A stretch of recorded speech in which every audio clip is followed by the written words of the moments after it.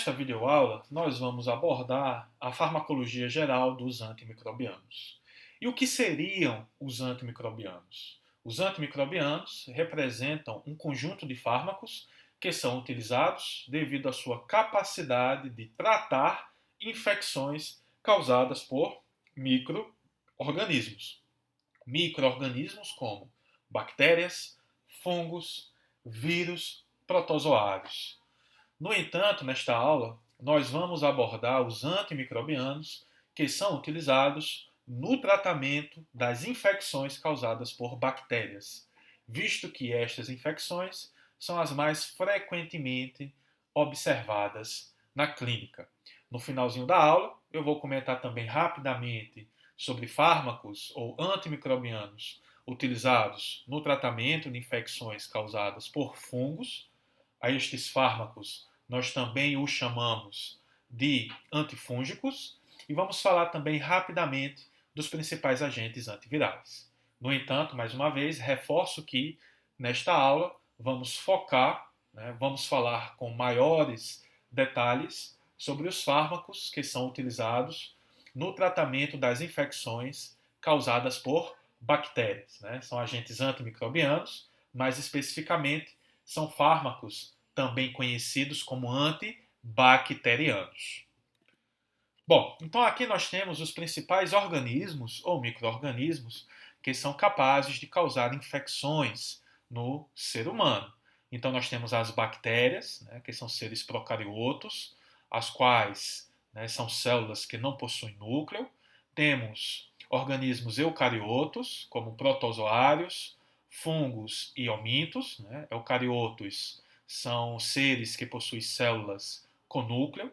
E temos os vírus, que são seres acelulares. Então, os vírus são partículas formados por proteína e por uma membrana de fosfolipídio que envolve um material genético.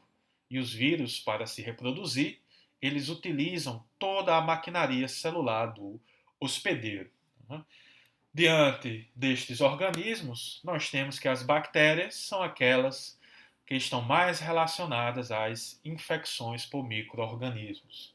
Então, por isso é que nesta aula nós vamos focar nos agentes antimicrobianos utilizados para o tratamento das infecções por bactérias. Bom, as bactérias elas podem ser classificadas de acordo com a sua morfologia e de acordo com a disposição da sua parede celular.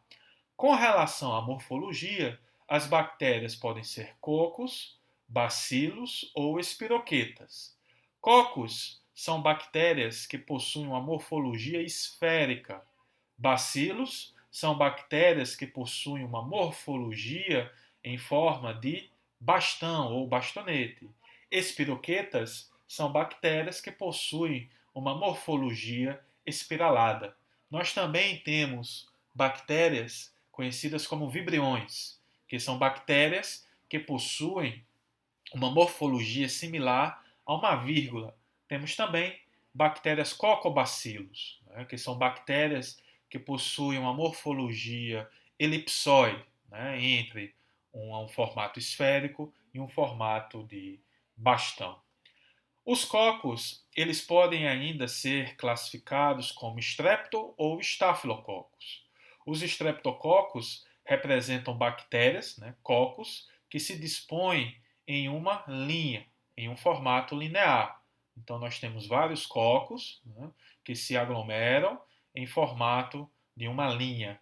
Por outro lado, os estafilococos representam um conjunto de cocos que se dispõem no formato de um cacho de uva. Com relação à disposição da parede celular, as bactérias elas podem ser classificadas de acordo com a coloração de Gram em bactérias Gram-positivas e bactérias Gram-negativas. As bactérias Gram-positivas elas se coram em azul ou violeta, enquanto que as bactérias Gram-negativas elas se coram em rosa ou vermelho. E por que ocorre essa diferença de coloração? Isso se dá graças a diferenças na disposição da parede celular da bactéria. No caso das bactérias gram-positivas, nós observamos que estas bactérias apresentam uma parede celular de péptido-glicano, ou seja, nós vamos ter cadeias de glicano, que são aminoáçúcares, unidas entre si por ligações peptídicas.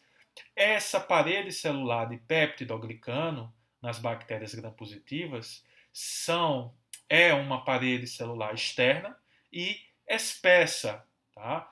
Sendo formada por até 200 moléculas de espessura de glicano. Por outro lado, as bactérias gram-negativas apresentam uma fina camada de parede celular que é envolta por uma membrana celular formada de fosfolipídio. E essa membrana celular, ela se cora em vermelho, dando, portanto, a característica das bactérias gram-negativas, enquanto que a parede celular, ela se cora em azul, dando, portanto, a característica das bactérias gram-positivas. Outro ponto importante e interessante é que a maioria das bactérias gram-positivas são cocos. No entanto, há exceções. Também existem bacilos gram-positivos. No entanto, a maioria dos exemplos de cocos são bactérias gram-positivas. Da mesma forma, a maioria das bactérias gram-negativas são bacilos. No entanto, existem também bacilos gram-positivos. Tá?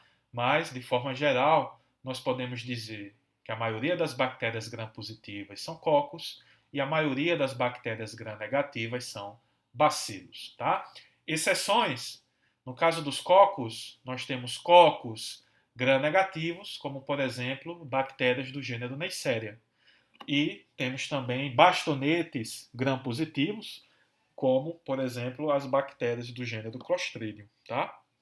Só que, novamente, a maioria das bactérias gram-positivas são cocos e a maioria das bactérias gram-negativas são bastonetes. Bom, as bactérias, como vocês sabem, são micro-organismos que estão presentes de forma ubíqua. Então, eles estão presentes no ambiente, assim como também as bactérias estão presentes no nosso organismo, colonizando pele, colonizando o trato gastrointestinal, colonizando as mucosas. Aqui nós temos o exemplo, de bactérias que são capazes de causar infecções nos seres humanos.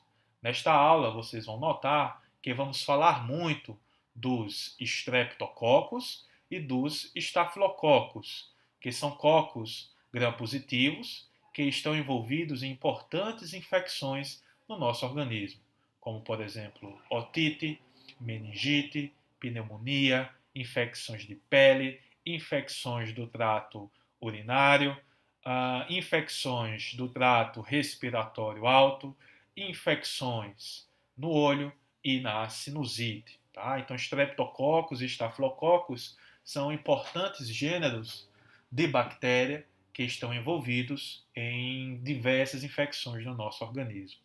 Assim como também nós vamos falar de importantes bactérias gram-negativas causadoras de infecções, como, por exemplo, as enterobactérias, que são bacilos gram-negativos, como Escherichia coli, Proteus, Klebsiella.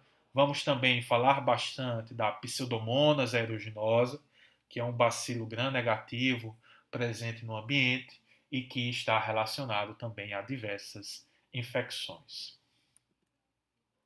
Bom, um ponto importante que devemos comentar são algumas terminologias que por vezes são utilizadas de forma errada. A primeira delas é o termo antimicrobiano.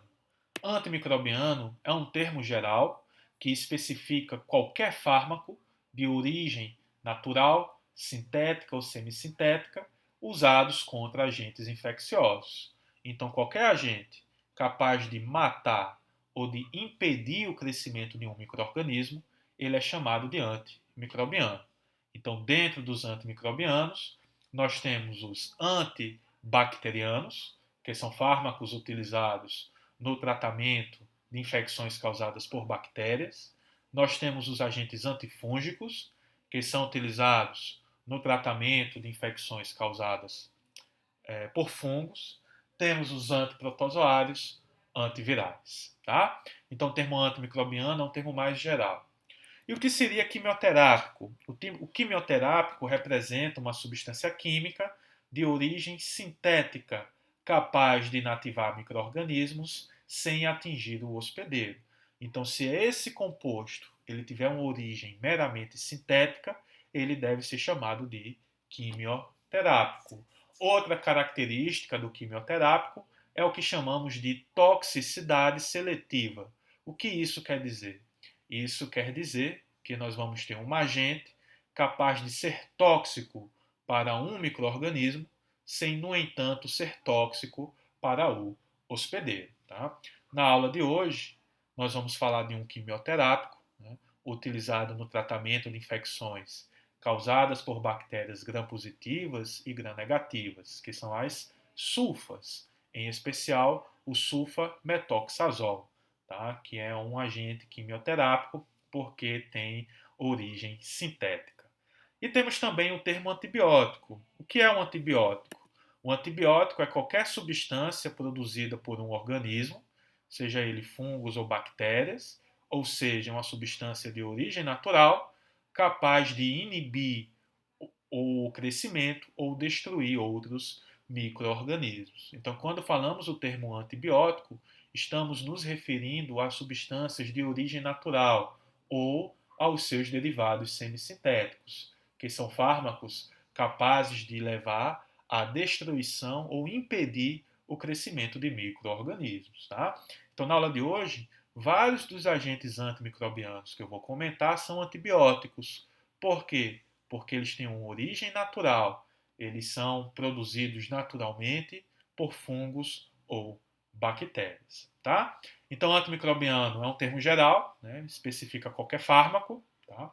Quimioterápico, no caso, é uma substância química, né, de origem sintética, e antibiótico é uma substância de origem natural que são utilizados para tratar infecções causadas por micro-organismos. E o antibacteriano?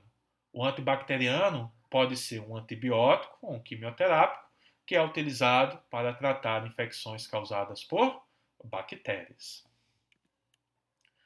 Os antimicrobianos que atuam em bactérias, eles podem ser classificados de acordo com o seu efeito farmacológico final.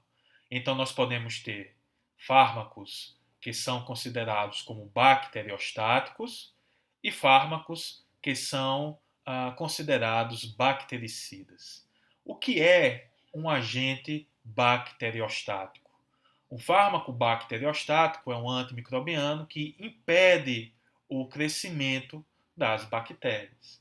Então, ao impedir o crescimento das bactérias, o agente bacteriostático ele facilita a resposta imunológica do hospedeiro. Então, ele permite que a resposta imunológica do hospedeiro, né, seja capaz de combater a infecção causada por essas bactérias.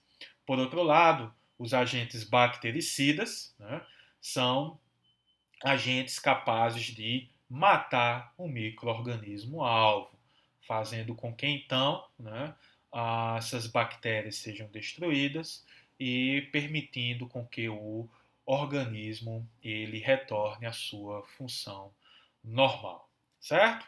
Então a gente sempre vai falar em bacteriostáticos e agentes bactericidas. Bacteriostáticos impedem o crescimento bacteriano sem matar as bactérias, mas ao impedir o crescimento bacteriano, esses agentes facilitam a resposta imunológica do hospedeiro. Por outro lado, os agentes bactericidas são fármacos capazes de levar à destruição do micro-organismo, né, fazendo com que então o organismo ele consiga restaurar a sua condição normal.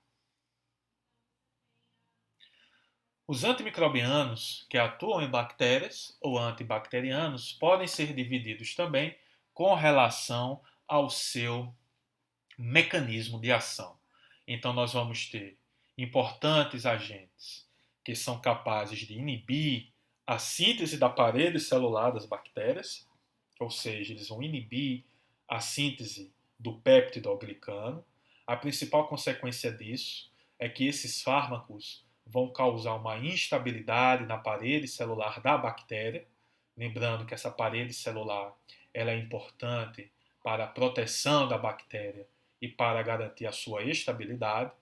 Então, uma vez que a síntese da parede celular ela é comprometida, a célula bacteriana se torna instável e nós acabamos por observar a sua lise, né, a sua destruição.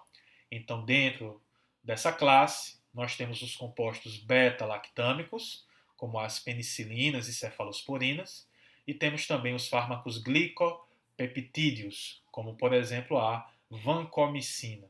Então, esses fármacos, eles inibem a parede celular e eles vão produzir um efeito bactericida. Temos também fármacos capazes de inibir a síntese das proteínas bacterianas.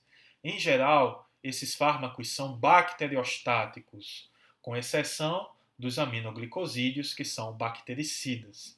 E também temos fármacos capazes de inibir a síntese do DNA bacteriano. Então, nós temos as sulfonamidas, como o sulfametoxazol, que é um agente bacteriostático, né? Ao inibir a síntese, né, de DNA, esses fármacos acabam por impedir a divisão celular, logo eles impedem o crescimento das bactérias. Por outro lado, as quinolonas, né, como o ciprofloxacino, são fármacos bactericidas, porque eles vão inibir uma enzima, né, a topoisomerase, e a principal consequência da inibição dessa enzima é a fragmentação do DNA bacteriano, consequentemente levando à destruição dessa bactéria. Então, as sulfonamidas são bacteriostáticos e as quinolonas são bactericidas. Outro fenômeno bastante importante quando estamos estudando os antimicrobianos, em especial os antibacterianos, é o fenômeno da resistência bacteriana. A resistência bacteriana é um fenômeno de adaptação evolutiva, ou seja, a bactéria, por exemplo, pode sofrer uma mutação que pode fazer com que ela se torne resistente à ação do antimicrobiano. Então, o antimicrobiano administrado vai levar à morte de todas as bactérias susceptíveis, com exceção da bactéria resistente. Essa bactéria resistente, ela pode se multiplicar, levando, portanto, à formação de uma cepa resistente ao antimicrobiano anterior. E esse fenômeno ele pode se repetir até que a gente encontre o que nós chamamos de superbactérias. O que são as superbactérias? São bactérias que são resistentes à grande maioria dos antimicrobianos existentes. Essas superbactérias são um motivo enorme de preocupação, visto que estão associadas a infecções hospitalares que podem acabar levando à morte do hospedeiro ou do paciente. Então, vez por outra, nós sempre temos notícias, né, sendo veiculadas, né, informando sobre a presença de superbactérias em hospitais, levando a infecções e essas infecções gerando a morte de pacientes. E quais são os determinantes da resistência bacteriana? Então, a bactéria ela pode começar a produzir uma enzima que é capaz de inativar o fármaco. Um exemplo clássico disso é a beta-lactamase. A beta-lactamase é uma enzima produzida por bactérias gram-positivas ou gram-negativas, e essa enzima é capaz de clivar o anel beta-lactâmico das penicilinas, fazendo com que as penicilinas não tenham qualquer efeito nestas bactérias. Temos também alterações do alvo farmacológico. Então, o alvo farmacológico da bactéria pode sofrer uma alteração, fazendo com que a bactéria se torne resistente aos antimicrobianos ou antibacterianos. Por exemplo, nós temos beta-lactamases de alto peso molecular. Então, bactérias, né, produziram essa enzima. Desculpa, gente, não é beta-lactamase, se chama transpeptidase. A bactéria produz essa transpeptidase de alto peso molecular. Essa transpeptidase é o alvo farmacológico das penicilinas. E essa transpeptidase de alto peso molecular ela é insensível às penicilinas e a qualquer composto beta-lactâmico. Então, isso é o que ocorre, por exemplo, nas bactérias conhecidas como MRSA.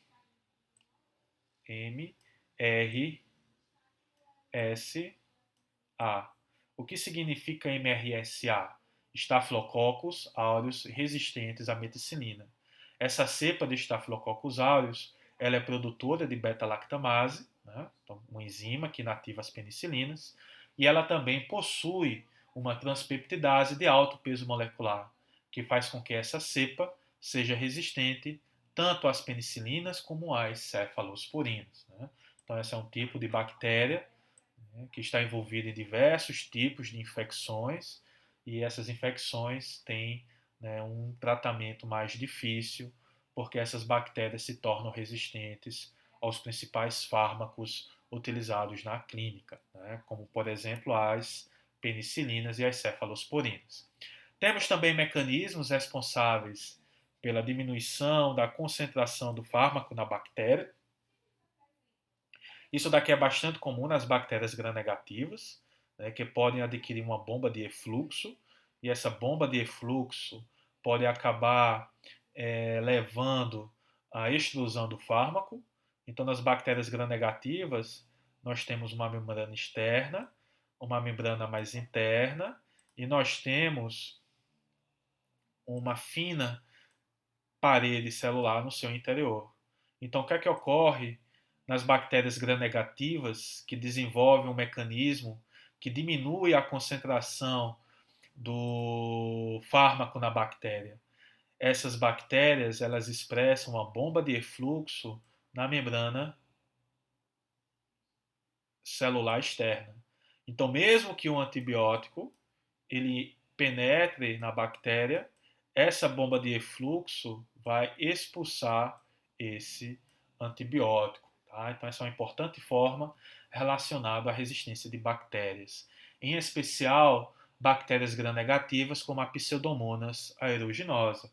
A Pseudomonas aeruginosa é uma bactéria gram-negativa, né, envolvida em diversos tipos de infecções, e uma bactéria resistente a um grande número de antibióticos, né, de antimicrobianos, por conta desse mecanismo de resistência.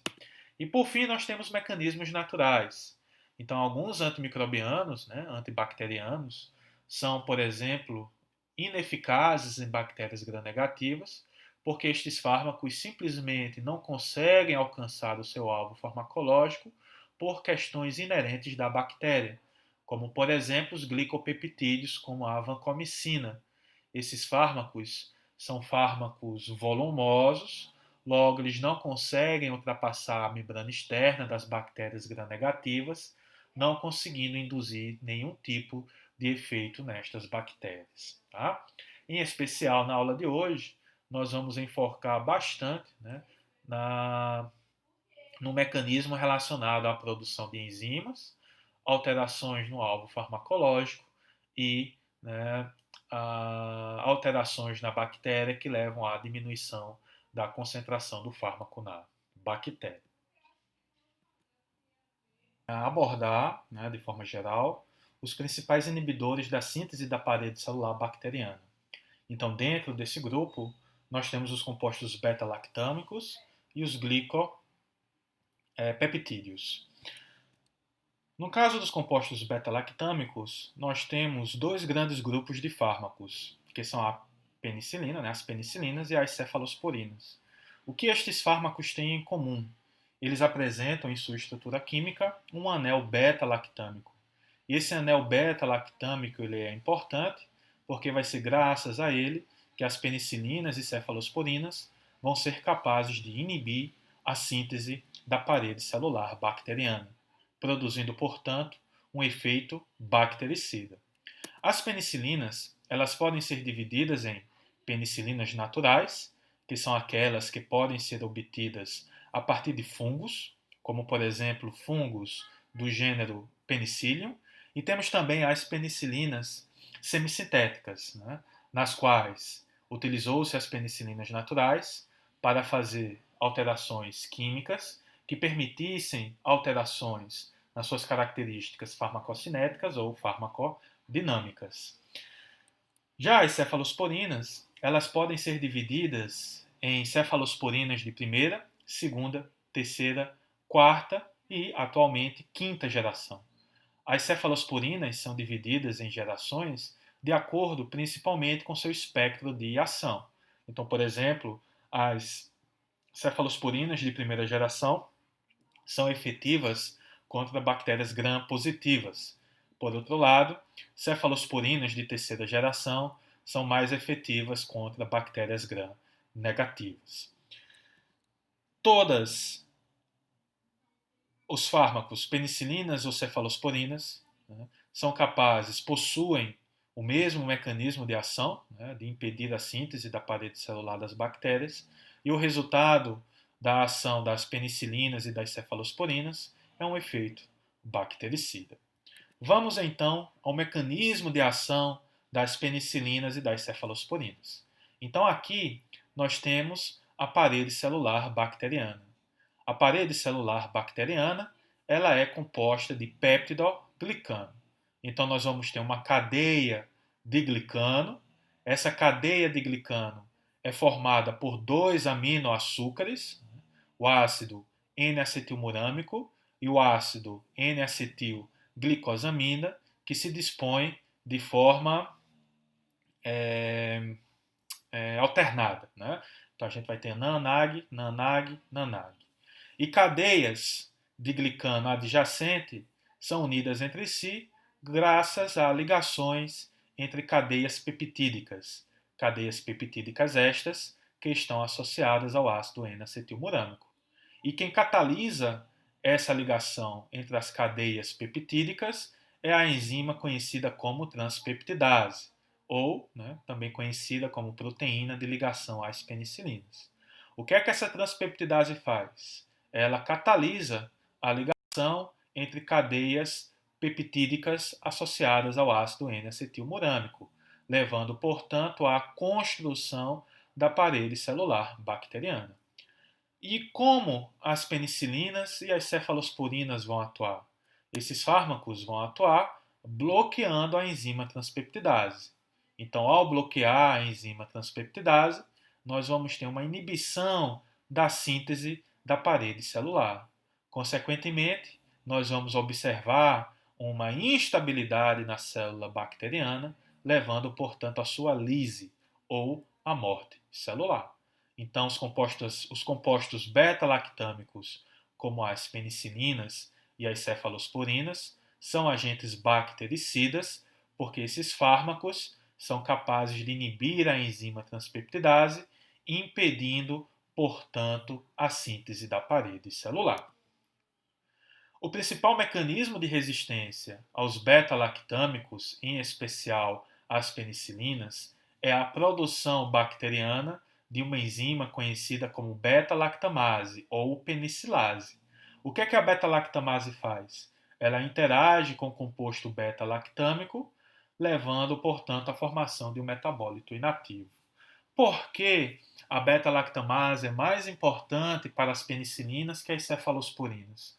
Porque as cefalosporinas, por conta de sua estrutura química, são fármacos mais resistentes à ação da enzima beta-lactamase, em comparação às penicilinas.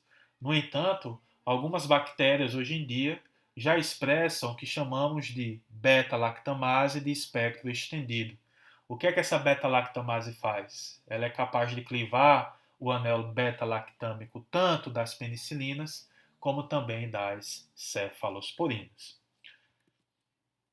Bom, com relação às penicilinas, nós temos as penicilinas naturais e os derivados de penicilina, os derivados semissintéticos. As penicilinas naturais têm como exemplo a penicilina G, que é administrada por via intramuscular, e a penicilina V, que é administrada por via oral. Por que a penicilina V é administrada por via oral? Porque ela é mais estável em pH ácido, ao contrário da penicilina G, que em pH ácido ela se degrada. Então a penicilina G ela é normalmente administrada por via intramuscular. A penicilina G ela é utilizada principalmente por conta de sua ação contra bactérias gram-positivas. em especial os streptococcus. Os estafilococos, que são bactérias gram-positivas, hoje em dia a maioria das cepas são resistentes à penicilina G. Então isso acaba fazendo com que outro fármaco seja considerado. No caso das isoxazolilpenicilinas, o principal exemplo é a oxacilina. A oxacilina ela é um derivado semissintético da penicilina que tem como principal característica resistência à ação da beta-lactamase. Então, as bactérias que produzem beta-lactamase, capazes de destruir as penicilinas naturais, podem, né, a infecção causada por essas bactérias pode ser tratada, por exemplo, com a oxacilina, porque a oxacilina ela é resistente à ação da beta-lactamase. No entanto, vale destacar que algumas cepas de Staphylococcus aureus, né, conhecidas como MRSA, apresentam uma transpeptidase de alto peso molecular. E isso acaba fazendo com que, então, essas bactérias também se tornem resistentes à ação da oxacilina. Né? MRSA significa Staphylococcus aureus resistentes à meticilina. A meticilina é uma isoxazolil penicilina. Tá? Então, essas bactérias se tornam resistentes a essa classe devido a uma alteração na enzima transpeptidase. Né? Então, embora, né, a oxacilina seja resistente à enzima beta-lactamase, outro mecanismo de resistência está envolvido. Com relação às aminopenicilinas, ureidopenicilinas e carboxipenicilinas, esses fármacos têm um espectro de ação mais ampliado, sendo efetivos em tratar infecções causadas por bactérias gram-positivas e gram-negativas. Esses fármacos, né, esses derivados, também são sensíveis à ação da beta-lactamase. Então, na prática, comumente, nós observamos a administração desses agentes em associação com inibidores da beta-lactamase, né, que é uma classe de fármacos que eu vou falar logo a seguir. Dessas destaco, né, que a amoxicilina é um derivado de penicilina bastante utilizado na prática, né, é o único derivado de penicilina, né, que pode ser administrado por via oral, né, em conjunto com a ampicilina. Né, então, as aminopenicilinas são normalmente utilizadas no contexto ambulatorial, enquanto que as ureidopenicilinas e carboxipenicilinas são fármacos utilizados principalmente no contexto hospitalar, para tratar infecções bacterianas graves, né, em especial infecções hospitalares. A piperacilina e a ticarcilina são bastante conhecidas devido à sua ação anti-pseudomonas. Né? Então, são penicilinas, né, derivados semissintéticos da penicilina, que possuem uma excelente ação anti-pseudomonas. Lembrando que as pseudomonas são bactérias gram-negativas envolvidas em várias infecções, né, de importância clínica. Bom, como a gente viu, a beta-lactamase é o principal mecanismo, né, de resistência bacteriana com relação aos compostos beta-lactâmicos. O que essa beta-lactamase faz? Ela cliva o anel beta-lactâmico, formando, portanto, o ácido penicilóico. E esse ácido penicilóico ele é desprovido de qualquer ação farmacológica. No entanto, foram desenvolvidos, né, fármacos que são inibidores da enzima beta-lactamase, como o sulbactam, o tazobactam e o ácido clavulânico. E qual é a importância desses inibidores da beta-lactamase? É que normalmente eles são associados às penicilinas, como a amoxicilina, ampicilina, piperacilina e ticarcilina, com o intuito, portanto, de aumentar o espectro de ação desses agentes. Então, por exemplo, o paciente ele pode estar infectado com a bactéria gram-positiva produtora de beta-lactamase. Então, se utilizarmos a amoxicilina sozinha, essa beta-lactamase vai clivar a amoxicilina. No entanto, se associarmos ao ácido clavulânico, o ácido clavulônico vai inibir a beta-lactamase e a amoxicilina, então, ela pode ser utilizada para tratar esta infecção. Então, na prática, nós observamos bastante a associação entre uma penicilina e inibidores da beta-lactamase. Aqui nós temos algumas indicações das penicilinas. Tá? No caso da penicilina G, ela é muito importante no tratamento de infecções como amidalite, faringite, causada pelo Streptococcus pyogenes. O Streptococcus pyogenes é um coco, né, gram-positivo, bastante envolvido em infecções das amígdalas e da faringe. Além disso, a penicilina G ela também é efetiva no tratamento de infecções causadas pelo Clostridium difficile, que é um bacilo gram-positivo, que está envolvido na gangrena gasosa, e também a penicilina G ainda é o fármaco de escolha em infecções causadas pelo Treponema pallidum. Né? O Treponema pallidum ele é conhecido por causar a sífilis. Né? Então, o treponema é uma espiroqueta, né, gram-negativa, tá? Em que esse microorganismo ele é sensível à ação da penicilina G.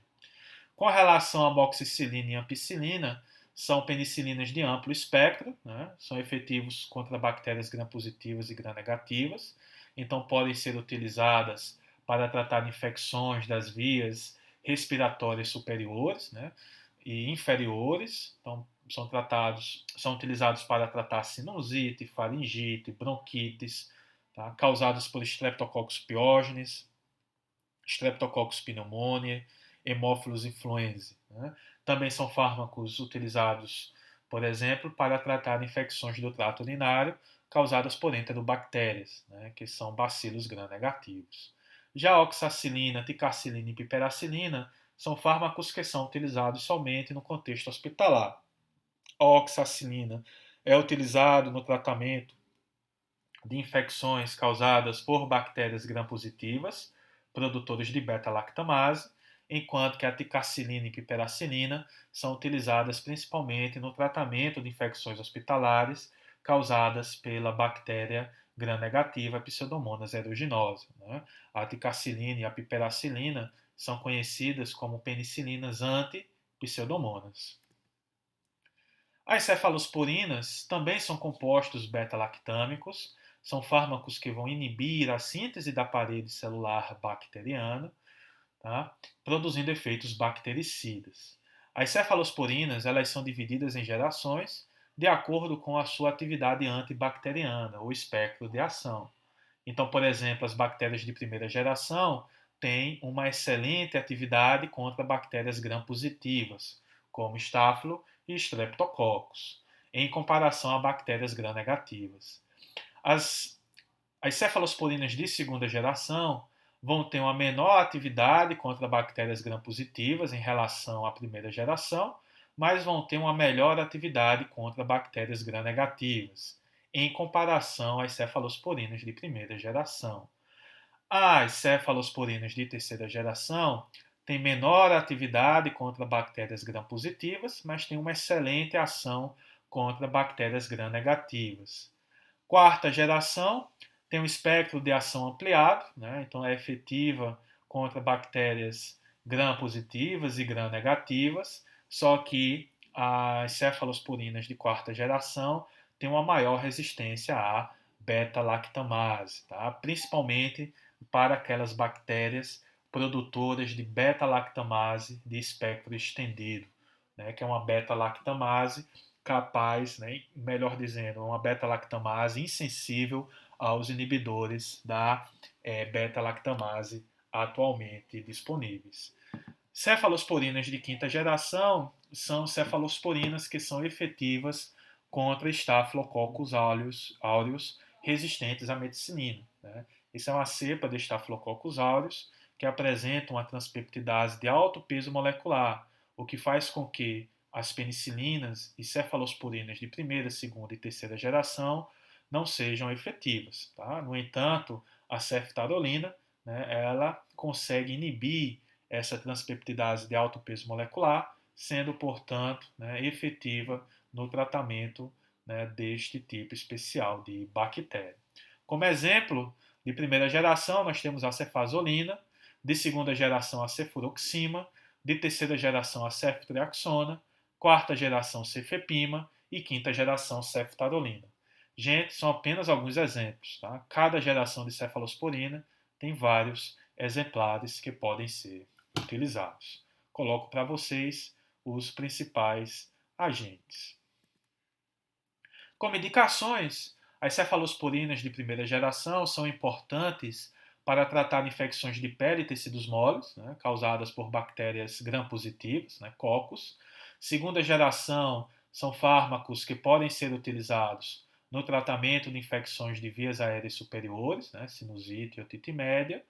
Terceira geração são utilizadas para tratar infecções causadas principalmente por bactérias gram-negativas, né, como pneumonia, infecções urinárias, meningite, endocardite e a gonorreia. Quarta geração, pneumonia e infecções intraabdominais e urinárias, principalmente causadas por bactérias gram-negativas multiresistentes, né, relacionados principalmente à produção de beta-lactamase de espectro estendido. E a cefalosporina de quinta geração é aquela anti-MRSA, né, anti-Staphylococcus aureus resistente à meticilina.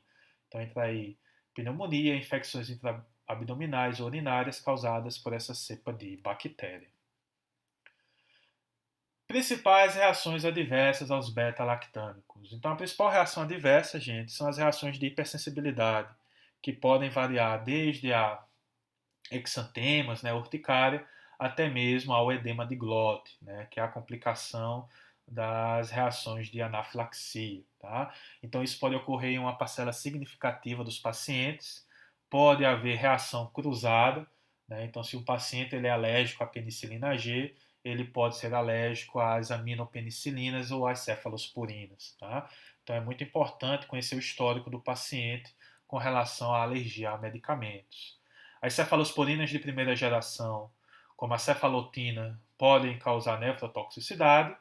Os fármacos que são administrados por via oral, como a amoxicilina e a ampicilina, e a cefuroxima, né, que é uma cefalosporina de segunda geração, podem causar distúrbios gastrointestinais, náuseas e vômitos. E as cefalosporinas de segunda e de terceira geração podem causar sangramentos. Tá? Mas, sem dúvida, acredito eu que a reação adversa mais significativa e importante são as reações de hipersensibilidade. Os glicopeptídeos também são fármacos capazes de inibir a síntese da parede celular bacteriana. Logo, esses fármacos vão produzir efeitos bactericidas. O principal exemplo é a vancomicina, que é um fármaco que pode ser utilizado por via oral ou por via intravenosa. Temos também a teicoplanina. A principal característica desses fármacos é que eles são efetivos somente para bactérias gram-positivas, tá? Em especial aquelas que são resistentes aos beta-lactâmicos, ou esses fármacos também podem ser utilizados para tratar infecções causadas por bactérias gram-positivas naqueles pacientes que são alérgicos aos beta-lactâmicos. As principais indicações desses fármacos são para tratar infecções cutâneas e tecidos moles, pneumonia, meningite, sepsis ou endocardite, causadas por bactérias gram-positivas resistentes aos beta-lactâmicos. Como mecanismo de ação, né, os glicopeptídeos, como a vancomicina, eles vão interagir com os dois aminoácidos terminais da cadeia peptídica que está associada ao ácido N-acetilmurânico. Com isso, esses fármacos vão inibir o processo de transglicosilação, ou seja, a associação do ácido N-acetilmurânico com o ácido N-acetilglicosamina, assim como também eles vão impedir o processo de transpeptidação, ou seja, a ligação entre cadeias peptídicas, né, que estão associadas ao ácido N-acetilmurânico. Consequentemente, a interação da vancomicina com a bactéria vai levar a uma inibição da síntese da parede celular, gerando, portanto, um efeito bactericida. Como mecanismo de resistência aos glicopeptídeos, algumas cepas de enterococos e de Staphylococcus aureus hoje em dia são resistentes aos glicopeptídeos, porque essas bactérias desenvolveram uma mutação que troca o último aminoácido da cadeia peptídica associada ao ácido N-acetilmurânico. Então, essa mutação acaba impedindo a interação da vancomicina. Consequentemente, esta bactéria consegue manter a síntese da parede celular bacteriana. Bom, agora então nós vamos comentar sobre os fármacos que são capazes de causar uma inibição da síntese de proteínas nas bactérias. Esses fármacos normalmente produzem um efeito bacteriostático, com exceção dos aminoglicosídeos. O efeito bacteriostático ele ocorre porque, ao inibir a síntese de proteínas, a bactéria ela não consegue se dividir.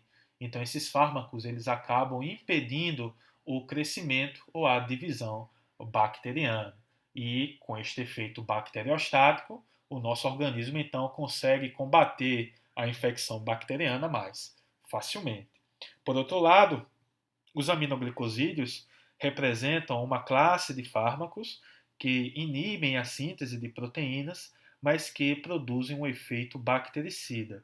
Isso se dá porque esses fármacos interagem com o ribossomo bacteriano, fazendo com que ocorra um erro de leitura no RNA mensageiro, causando, portanto, a produção de proteínas aberrantes. Essas proteínas aberrantes se dirigem à membrana celular da bactéria, aumentando a sua permeabilidade, consequentemente levando à morte celular. Então aqui, gente, nós temos o alvo farmacológico dos agentes antimicrobianos que atuam inibindo a síntese de proteínas. Né? O alvo farmacológico é, portanto, o ribossomo bacteriano. O ribossomo bacteriano ele é formado por uma subunidade 30S e uma subunidade 50S.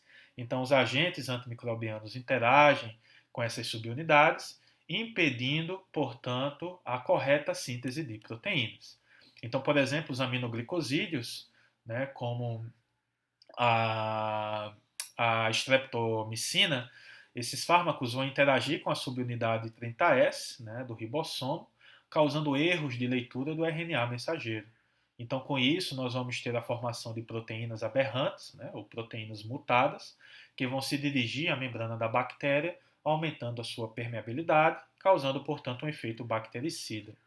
Já as tetraciclinas, né, como a doxaciclina, que é a mais famosa, vão possuir efeitos bacteriostáticos, porque esses fármacos vão interagir, né, com o sítio A do ribossomo, na subunidade 30S, impedindo, portanto, a interação do RNA transportador. Então, se o RNA transportador, né, que traz consigo o aminoácido, não interage com o ribossomo, a gente acaba impedindo a síntese da proteína bacteriana. As tetraciclinas produzem majoritariamente um efeito bacteriostático. Outra classe são os macrolídeos, representados pela eritromicina e pela azitromicina. Esses fármacos também são bacteriostáticos, eles vão interagir com a subunidade 50S do ribossomo, impedindo a translocação do complexo peptidil RNA transportador. Tá? Então, eles impedem uma importante etapa, né, que seria esse número 4, da síntese da proteína, das proteínas. E por fim, nós temos o clorafenicol, né, que também é um bacteriostático. Ele vai impedir a reação de peptidiltransferase, né, que é a passagem do peptídeo nascente para o aminoácido que está chegando. Então, com isso, a gente acaba também tendo uma inibição da síntese de proteínas bacteriana. O principal mecanismo de resistência aos inibidores da síntese de proteínas envolve principalmente mutação do alvo. Então, as bactérias, né, podem fazer com que ocorra uma mutação nos ribossomos bacterianos, fazendo com que então o antimicrobiano não consiga interagir com seu sítio de ligação, assim como também as bactérias podem expressar enzimas capazes de inativar o antimicrobiano. Então, essas enzimas podem acetilar, fosforilar ou adenilar o antimicrobiano, fazendo com que então este fármaco perca a sua atividade. Tá? Então, esse é o principal mecanismo de resistência para os aminoglicosídeos, para o clorafenicol, para as tetraciclinas e para os macrolídeos. Com relação aos aminoglicosídeos, aqui nós temos os principais exemplos: gentamicina, netilmicina, tobramicina, canamicina, neomicina, amicacina e a streptomicina. Esses fármacos, eles têm um espectro de ação estreito, tá? São fármacos que são efetivos no tratamento de bactérias gram-negativas aeróbias. Em geral, esses fármacos devem ser utilizados somente em casos de infecções graves, porque são agentes capazes de possuir importantes reações adversas quando utilizados de forma sistêmica, como, por exemplo, nefrotoxicidade e ototoxicidade. Tá? A neomicina é um fármaco que pode ser utilizado de forma segura por via tópica. Né? Então, algumas pomadas ou cremes, né, contêm neomicina, e esta neomicina pode então ser utilizada de forma tópica com poucos problemas relacionados a reações adversas. Tá? Principais indicações desses agentes é para o tratamento de endocardite, sepsis, infecções hospitalares por bactérias sensíveis, né, que são bactérias gram-negativas aeróbias. Esses fármacos, vale destacar, eles são aminoaçúcares, logo eles são muito hidrossolúveis. Então isso acaba impedindo a administração desses fármacos por via oral. Então normalmente eles são administrados na prática por via intravenosa ou via intramuscular. As tetraciclinas, como o próprio nome já diz, né, aqui está errado, tetraciclinas. Né, esses fármacos possuem 4 anéis, tá, e dependendo das substituições, né, na posição 7, 6 e 5, nós vamos ter, né, vários derivados. Em especial, destaco a doxiciclina e a minociclina, que são as principais tetraciclinas utilizadas na prática. Esses fármacos atuam inibindo a síntese proteica, produzindo efeitos majoritariamente bacteriostáticos e são antibióticos de espectro de ação expandido. O que isso quer dizer? Que eles são efetivos contra bactérias gram-positivas e gram-negativas, muito embora hoje em dia nós tenhamos vários relatos de pseudomonas e enterobactérias que são resistentes a estes fármacos.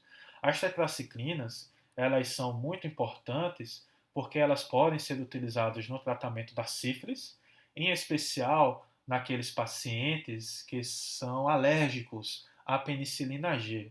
Também são fármacos interessantes no tratamento da cólera, visto que o vibrio colérico é sensível à ação da doxiciclina e da minociclina. Tá? Também são utilizados para tratar infecções de pele e tecidos moles, né, causadas por bactérias gram-positivas, em especial Staphylococcus aureus, e também são fármacos utilizados no tratamento de infecções por clamídia, né, que é uma importante bactéria, né, atípica, que está envolvida com doenças sexualmente transmissíveis. Né? É um tipo de doença sexualmente transmissível. Como principais reações adversas, as tetraciclinas, nós temos o enegrecimento dos dentes. Então, esses fármacos eles interagem com o cálcio, né? E quando interagem com o cálcio do dente, as tetraciclinas podem ser oxidadas, levando, portanto, a um metabólito marrom. Né? Se vocês colocarem no Google, né, dentes e tetraciclina, vocês vão ver que esses fármacos realmente eles mancham os dentes. Né? E isso pode ser irreversível. Além disso, esses fármacos também podem causar queimação no estômago, né? Então, é um fármaco que pode causar uma lesão na mucosa gástrica. Tá? Então, isso é um ponto interessante, porque a população tende a utilizar as tetraciclinas em conjunto com o leite, né? Para que o leite possa aliviar os efeitos gástricos desse fármaco. No entanto, isso não é recomendado, porque o leite ele é rico em cálcio e o cálcio interagem com as tetraciclinas, formando, portanto, né, um quelato, e esse quelato ele não é absorvido. Então, se o paciente fizer uso das tetraciclinas com leite, as tetraciclinas não serão absorvidas e não vão produzir os seus efeitos. Além disso, as tetraciclinas também podem causar hepatotoxicidade e nefrotoxicidade. O clorafenicol vai ser o nosso último fármaco dessa classe.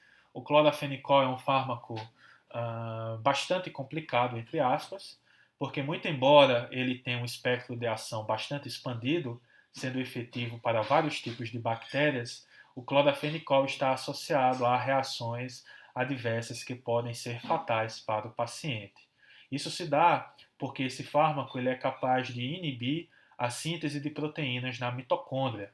Esse fármaco ele é capaz de interagir com os ribossomos mitocondriais. Então, isso pode levar a uma toxicidade medular. Então, esse fármaco normalmente ele é utilizado em infecções potencialmente fatais, onde, neste caso, né, os riscos não superam, os riscos, os benefícios não.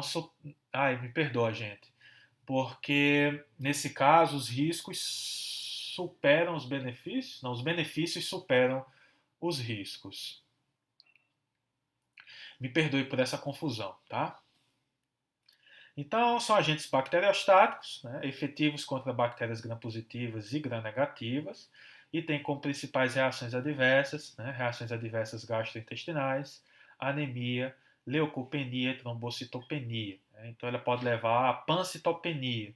O que é a pancitopenia? É a redução da contagem de hemácias e de leucócitos, né, juntamente com plaquetas. Então, é indicado, né, somente em infecções potencialmente fatais. Macrolídeos. Os macrolídeos são agentes que inibem a síntese de proteínas. Tá? Então a gente tem eritromicina, azitromicina e claritromicina. Né? São fármacos bacteriostáticos, são efetivos contra bactérias gram-positivas, tá? E espiroquetas e bactérias atípicas. Tem fraca ação contra bactérias gram-negativas, excetuando o Haemophilus influenza e a Neisseria gonorreia. Tá?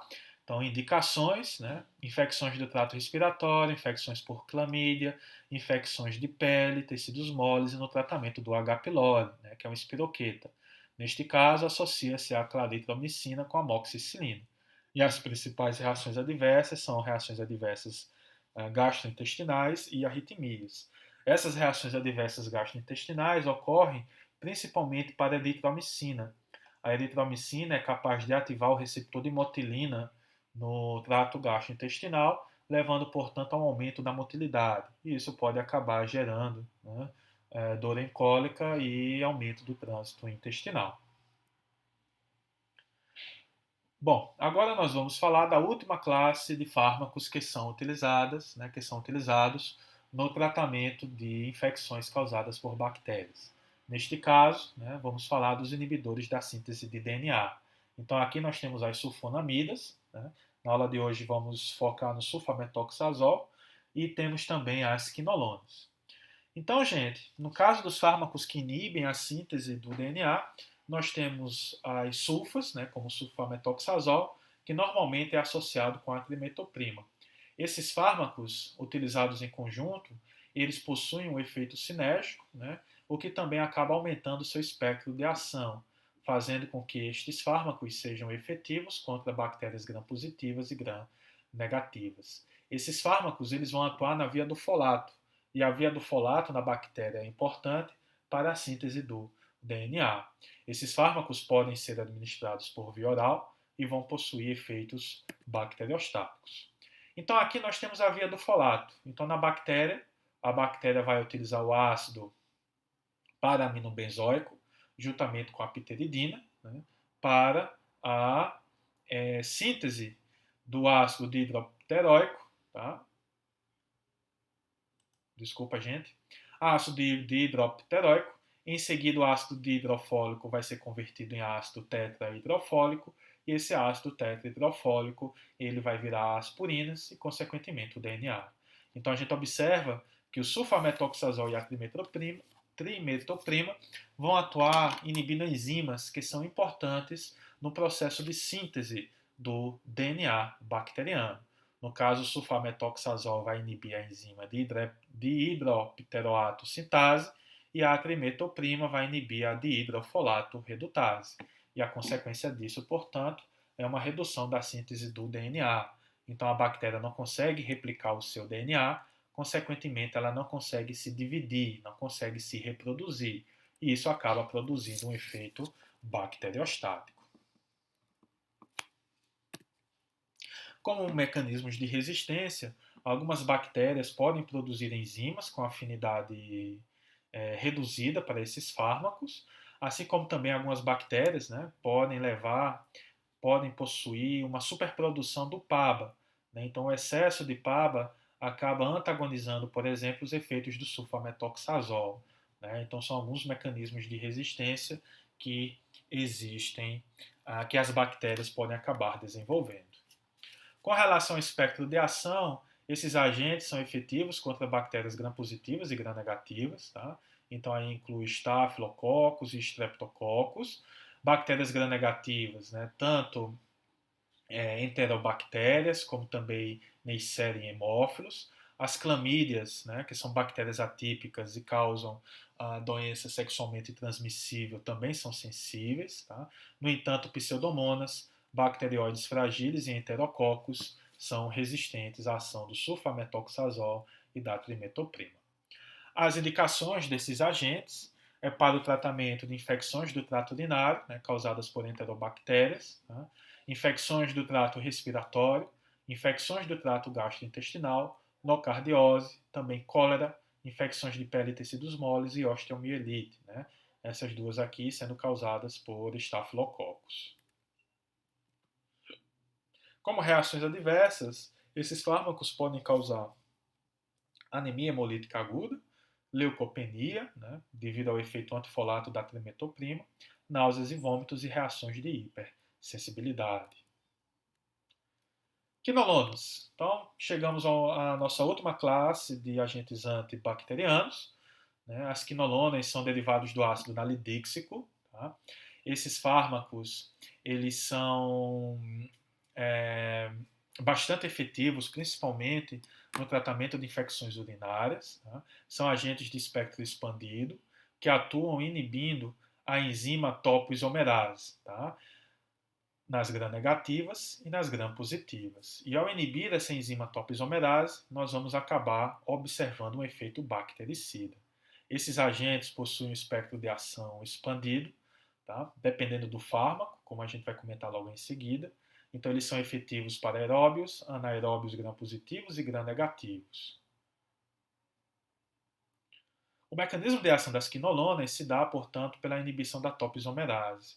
Ao inibir a topoisomerase, esses fármacos vão causar uma fragmentação do DNA bacteriano, e essa fragmentação do DNA bacteriano vai acabar resultando em um efeito bactericida. Essa enzima ela é importante porque ela evita o super espirilamento, né, do DNA no momento da sua replicação. Então, quando essa enzima ela é inibida, né, ocorre, portanto, esse super espirilamento, fazendo com que então o DNA ele seja fragmentado.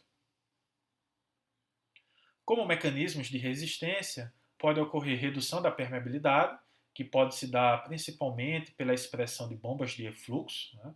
Então a gente vai ter a bactéria vai expressar uma proteína na membrana. Né? O que é que essa proteína vai fazer? Ela vai capturar a quinolona, né, que entrou na bactéria e vai colocar essa quinolona para fora. Tá?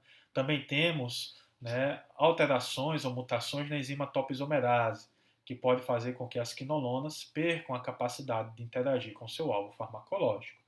Então, alguns exemplos de espécies resistentes são algumas cepas de pseudomonas, né, a Serratia marcensis e o Staphylococcus aureus resistentes à meticilina.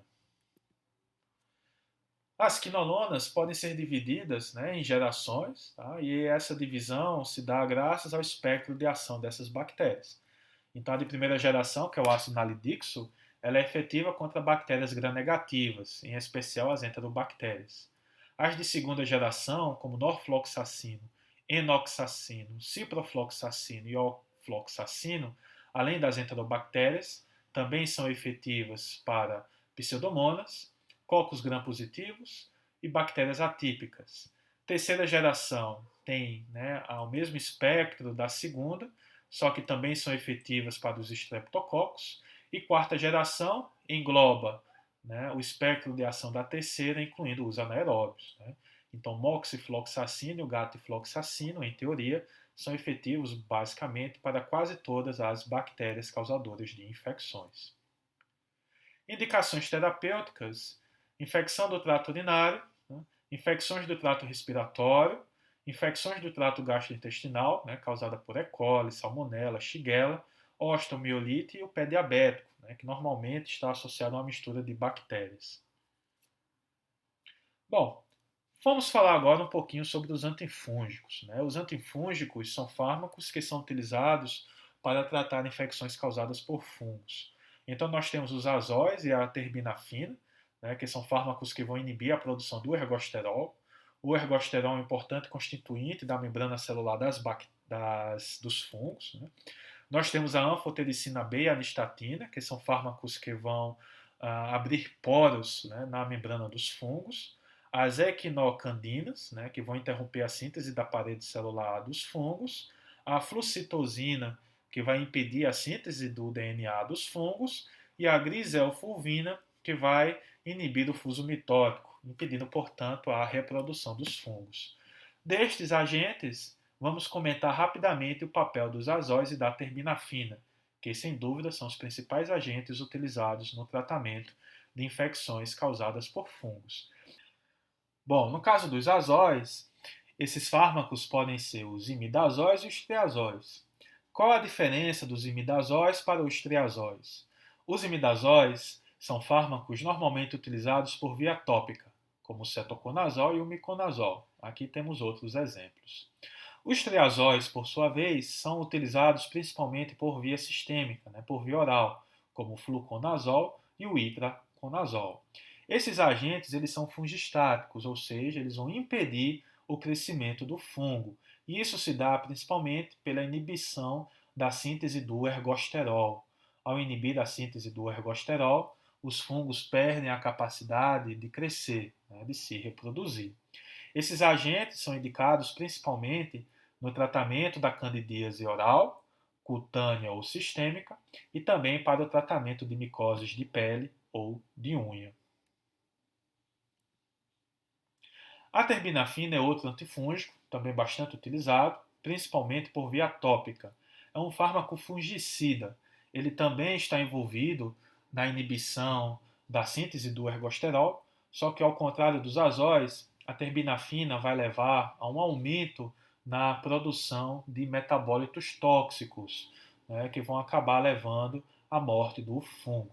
É um agente que pode ser administrado tanto por via oral como por via tópica, acumula-se na pele e na unha, o que acaba fazendo com que estes agentes sejam interessantes no tratamento de micoses cutâneas.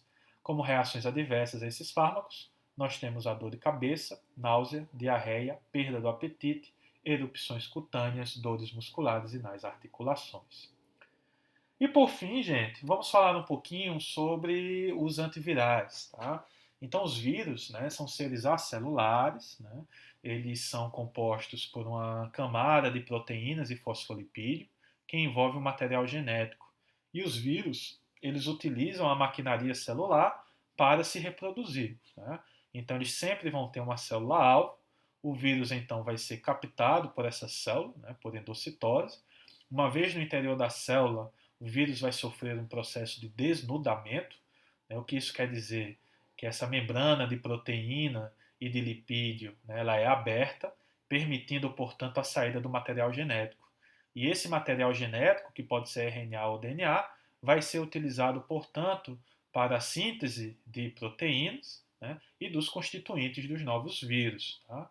Em seguida, nós vamos ter a montagem dos vírus, né, dos novos vírus, e o seu brotamento. Né? Então, essa célula ela acaba sendo utilizada para a reprodução do vírus. E neste processo, essa célula ela pode acabar entrando em exaustão e levando, né, e sofrendo o processo de lise. Então, os antivirais eles atuam impedindo, né, alguns desses processos do vírus. Então, por exemplo, nós temos antivirais que são capazes de impedir a função do vírus com a célula, como por exemplo a enfevortida e o maraviroc, né, que são fármacos utilizados no tratamento do HIV. Né. Temos também o docosanol, que é um agente utilizado no tratamento do herpes vírus, né, de infecções do herpes. Temos também fármacos capazes de inibir o desnudamento do vírus. É o caso da amantadina, né, que é utilizado no tratamento do influenza, né, do vírus da gripe. Temos também inibidores da neuraminidase. Né? A neuraminidase é uma enzima que é responsável pelo brotamento dos vírus. Então, isso ocorre para o tratamento da influenza. Né? O oseltamivir e o zanamivir atuam desta forma. Temos os inibidores da protease do HIV, né? Que são essa protease do HIV é responsável pelo processamento, né? Das proteínas recém-formadas. Então, é o caso do ritonavir, do saquinavir. E temos fármacos capazes de bloquear a síntese de DNA ou RNA viral, como a ciclovir, que é utilizado no tratamento do vírus da herpes, né? Infecções causadas pelo vírus da herpes, a zidovudina, que é utilizada no tratamento do HIV, e o remdesivir, né? Que foi um fármaco sintetizado e é efetivo no tratamento do vírus ebola. Tá?